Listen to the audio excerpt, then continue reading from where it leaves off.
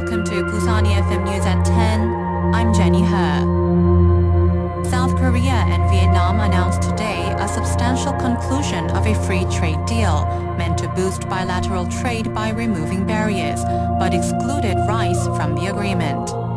South Korean President Park Geun-hye and Vietnamese Prime Minister Nguyen Dung made the announcement during their meeting at a hotel in Busan ahead of the ASEAN-Republic of Korea Commemorative Summit.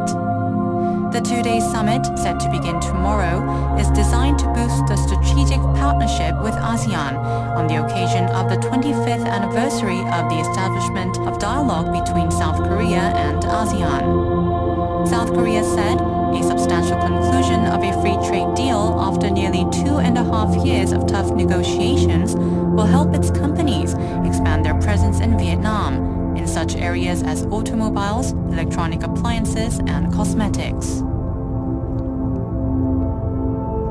50 workers were injured after a lethal chemical was leaked at a plating factory in the southeastern city of Daegu today, authorities said.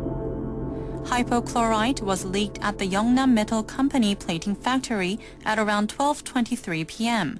when some workers mistakenly poured the chemical from a truck into a tank filled with sulfuric acid, which produced toxic gas, according to firefighting authorities and company officials. A total of 50 workers there suffered injuries and were taken to nearby hospitals, though their injuries were not life-threatening.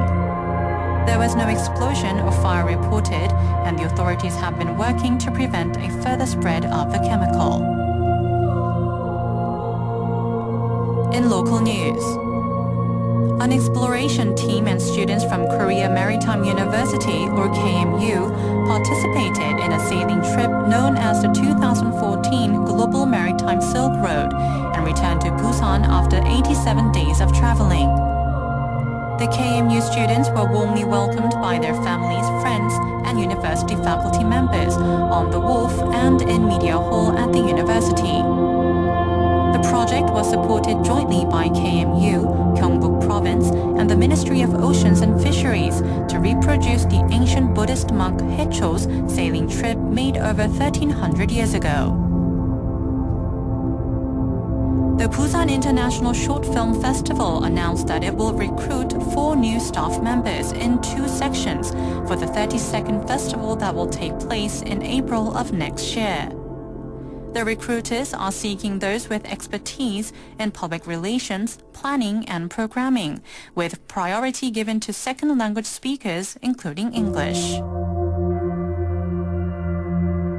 The Busan KT basketball team will host Twins Day at the match against the Seoul SK scheduled on the 12th at the Sajik Arena, offering free admission to Twins. Visitors will also be able to participate in a lottery for free gifts, which KT player Nguyen, a father of twins, will be drawing. On the 14th, the team will also offer free membership admission tickets and photo opportunities during the match against the Jeonju KCC. Moving on to the international news. The United Nations and human rights groups have called for the prosecution of U.S. officials involved in what a Senate report called the brutal CIA interrogation of al-Qaeda suspects.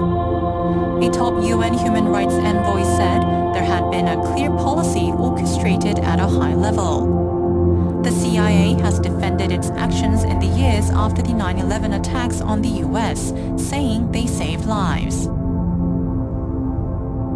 And now for the weather.